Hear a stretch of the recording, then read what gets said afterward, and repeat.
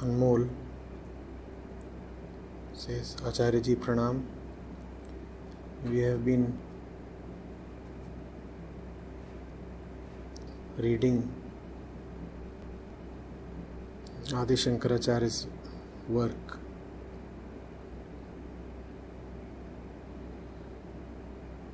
Vivek Chudamani. Is there an evident correlation between the teachings and the life of a teacher?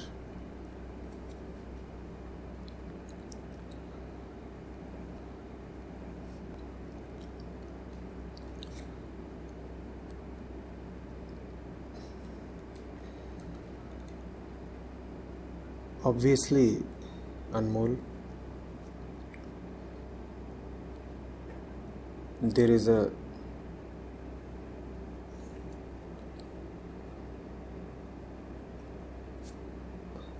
strong correlation between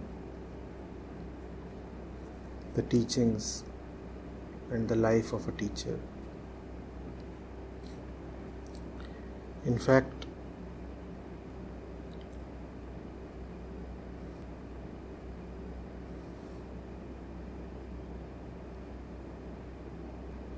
the life itself is the teaching.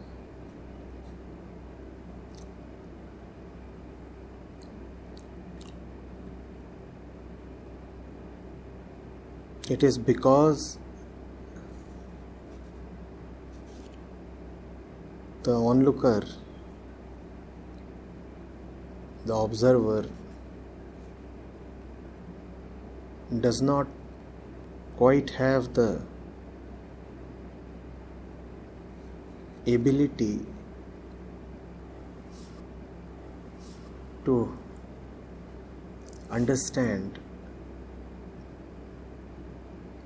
merely from an observation of the teacher's life that the teacher has to put his teachings in words.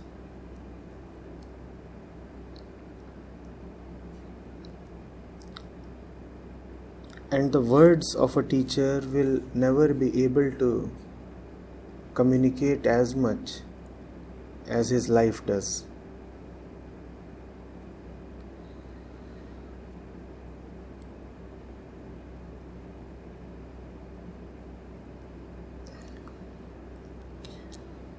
Not much can be said, and even that which the words try to express can only be very feebly expressed through words.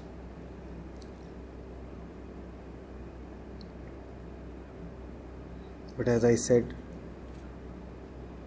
most students do not have the capacity to be so much with the teacher that they may read directly from the teacher's life. So the teacher then uses words, composes literature.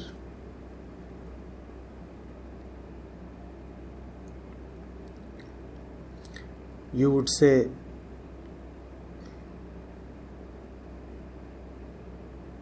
that Acharya ji, you also tell us to not to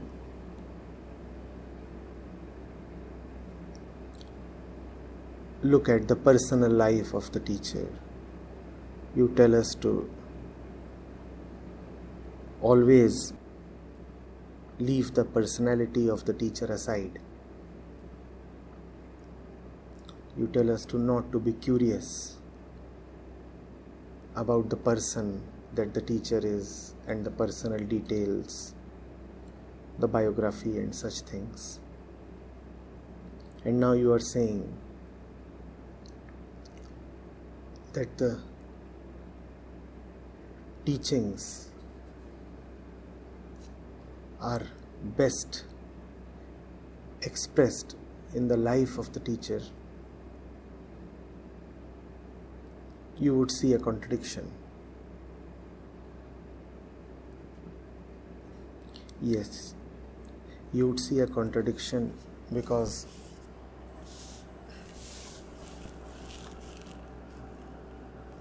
not all teachings and all methods of teaching are applicable to everybody.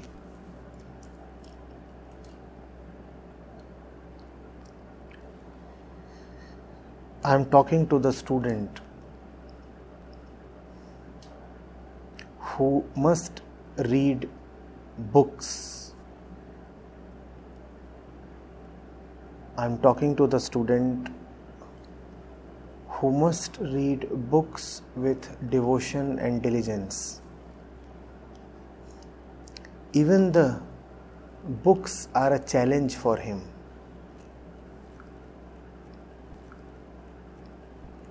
Even drawing the right meaning from something as loud and explicit as words is difficult for this student. This is the student I am talking to. And most of humanity is either at par with this student or even below him. This student who cannot even understand the words of the teacher properly, how will he understand the life of the teacher? Therefore, I am saying both things. One, the teachings are best expressed, represented in the life of the teacher. And two, do not look at the life of the teacher because it would be difficult for you to read the teachings there. When you become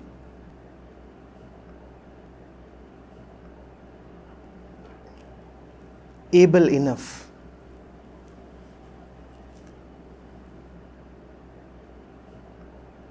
to comprehend clearly, accurately the words of the teacher, that is when you would also, without effort, understand his life.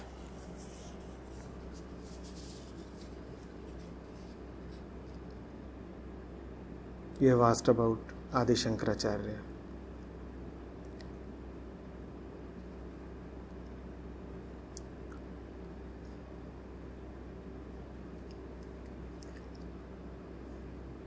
A few things from his life.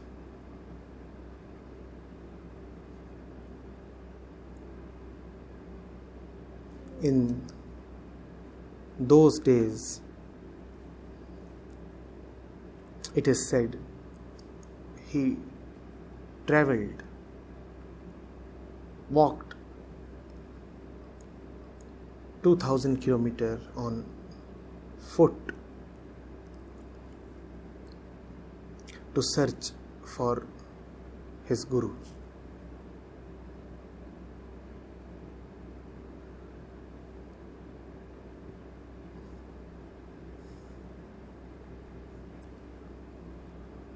What was the need?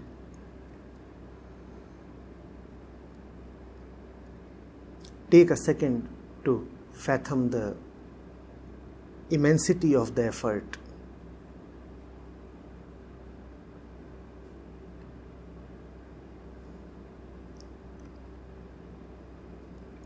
"2,000 kilometers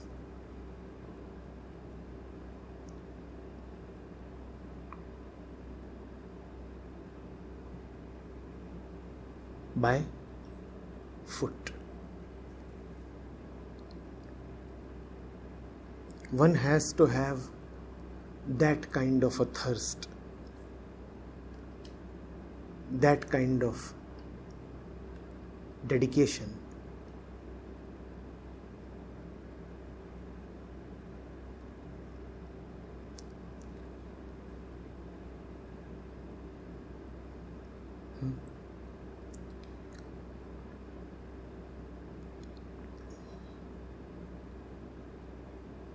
The truth has to be dearer than anything else.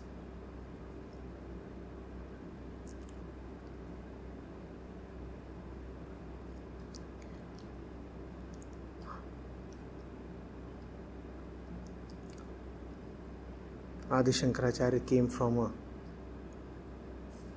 small and poor family.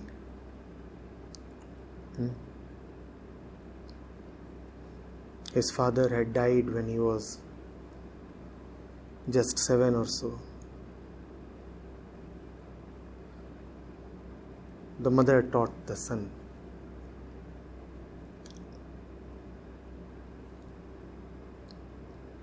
And the son was a brilliant student.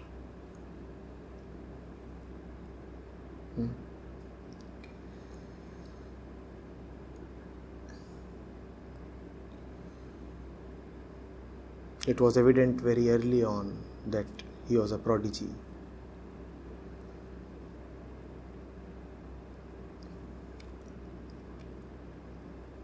And he wanted to lead a monastic life. Since a very early age, he had developed an interest in the Upanishads, in the Bhagavad Gita. He had even started writing on them. And he had started requesting his mother to let him become a monk.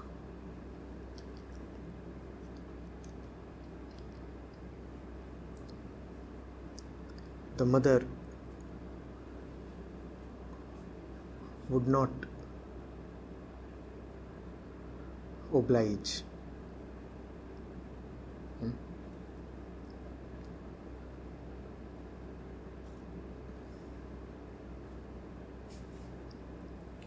It is said one day he was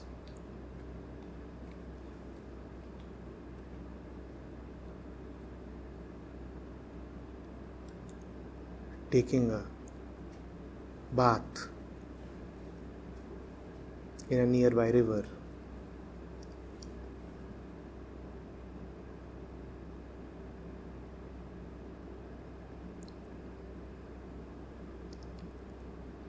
And a crocodile caught his leg.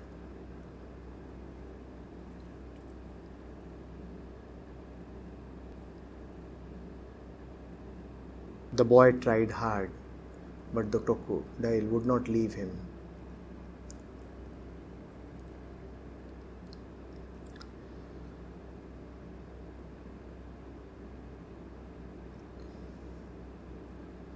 So he pleaded to his mother.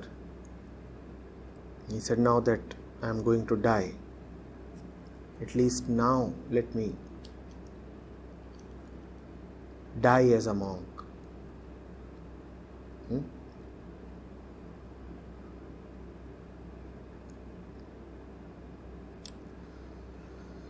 The mother consented. And it is said that the crocodile instantly left Shankar.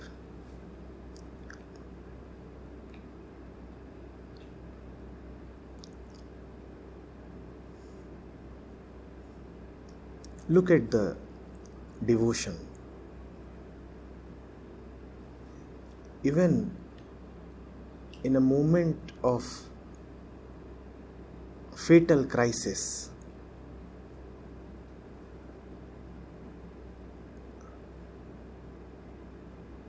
the boy is asking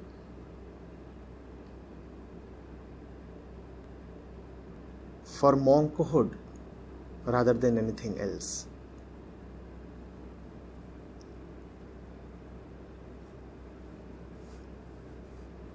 Shallow desires evaporate in the face of death.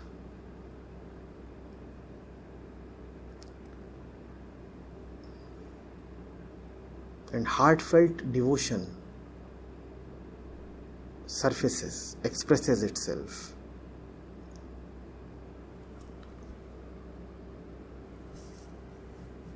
Had the desire for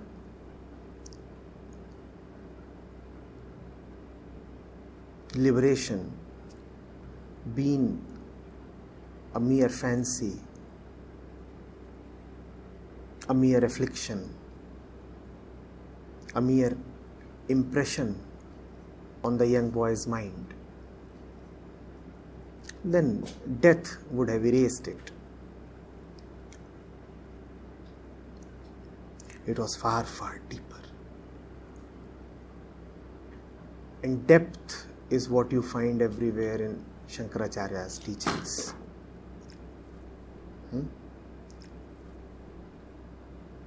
He talks of the Atma. And the Atma is nothing but depth.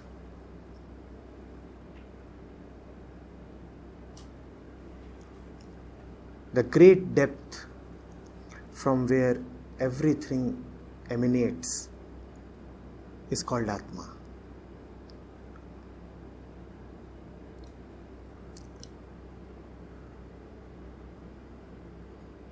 From your own perspective, you may say that one's deepest point is the Atma.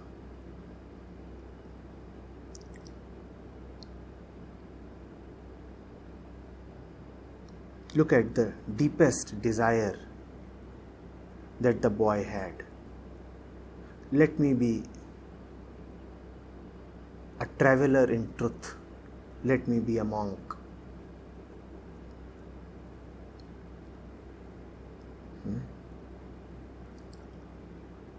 Depth in desire means a desire for depth. Depth in desire means a desire for the truth, a desire for Atman.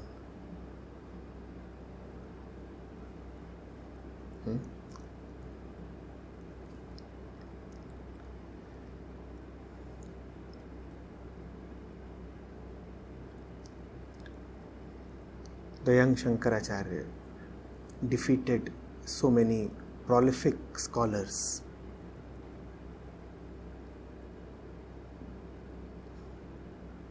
From the Buddhist creed, from the Mimamsa school, from other beliefs and sects as well.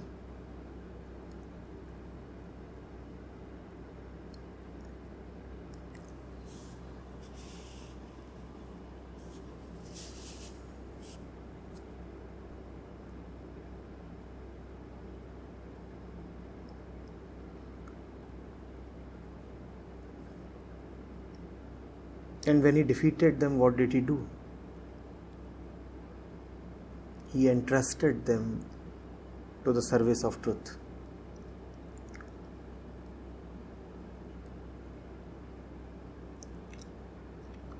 So when a particular scholar would be defeated, he would accept Shankaracharya as his guru and become a part of the monastic order. Even when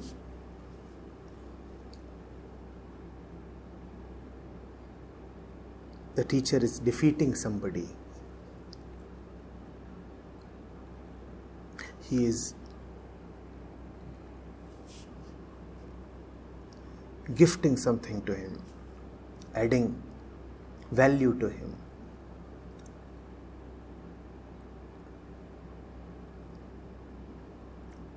when fighters, warriors,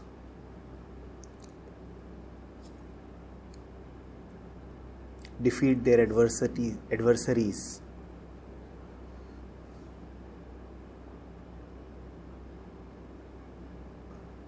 they rob them, they take away everything from them.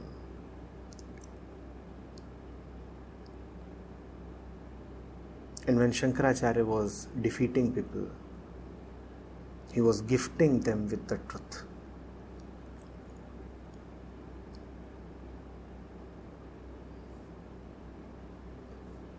That's the life of the teacher, and that's what he is constantly teaching. That which shrouds you is Maya. Only Brahm is real. So after Maya has been defeated,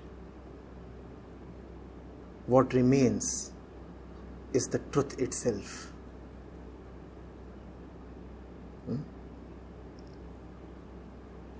And that is what is gifted to the defeated adversary, the truth. Now that the falseness has been defeated, the real thing must come to you. Only the real thing must remain.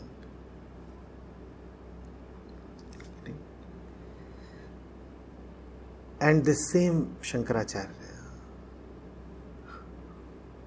who was a brilliant scholar and who had defeated the most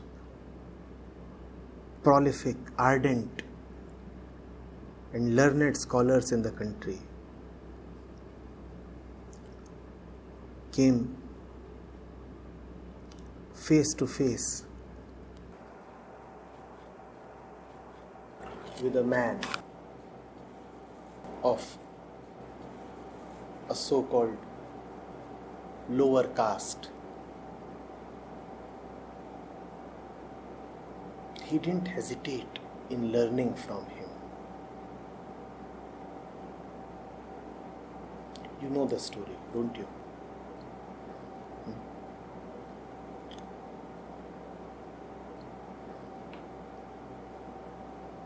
So Shankaracharya used to take a bath early in the morning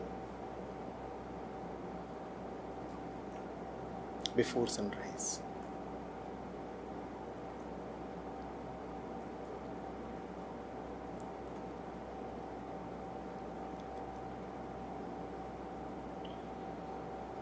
And he comes out and is climbing the stairs of the ghat when this so-called untouchable fellow comes and deliberately touches him.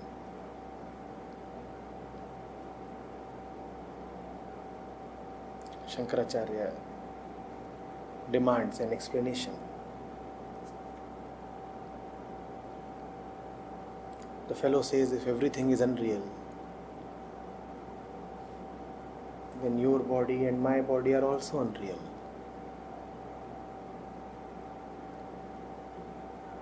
And if you'll tell me to go to hell, if you'll tell me that because of my misdeeds I'll go to hell, then it seems only hell is real.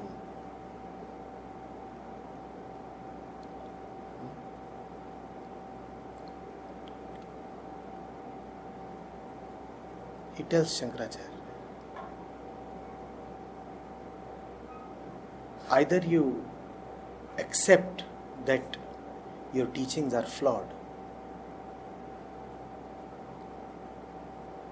or you accept that there is no need to scold me and take a bath again.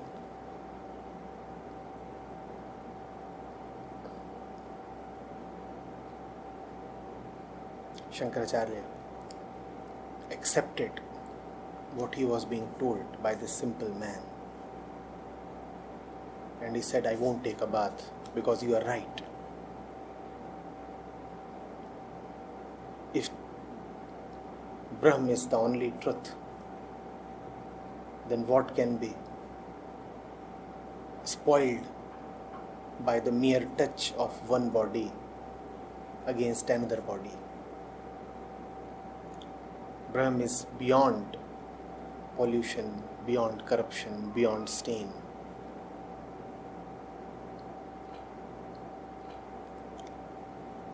Again, what do you see here?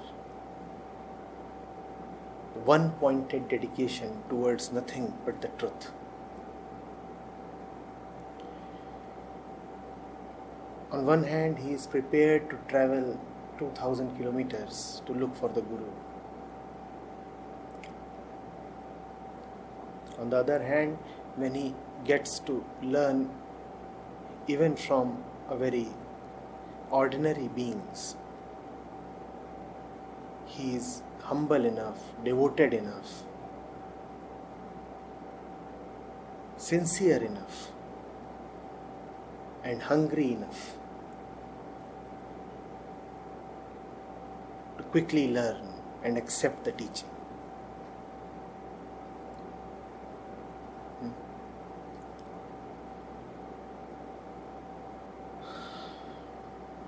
You have asked, so I have said a few things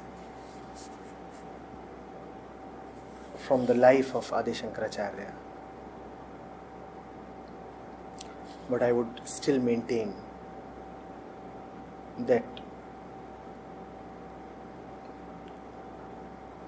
the mind of the observer can interpret the life of the teacher in very personal, distorted, even perverted ways. So the student, for a long time, must limit himself to just the teachings.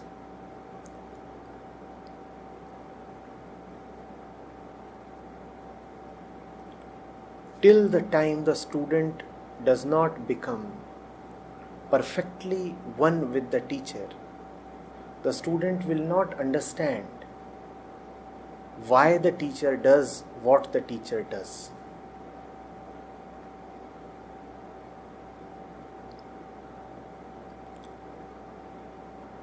You have to be totally one with the teacher to know the basis of his actions. And that is difficult as long as you are a student. Because to be a student means that you are close to the teacher, but not quite one. Oneness still eludes you.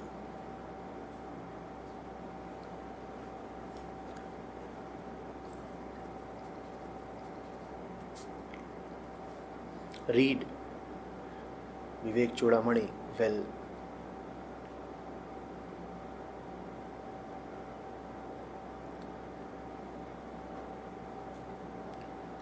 Read Bhaj Govindam and Aparoksha Anubhuti well.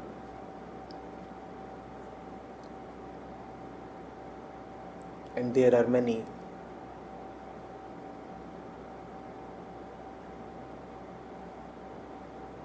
long poems that Adi Shankaracharya composed. Read them well.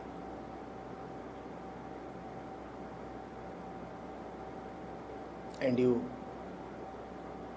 will then slowly, gradually, lovingly come to a point where you will be able to see all the teachings in his life.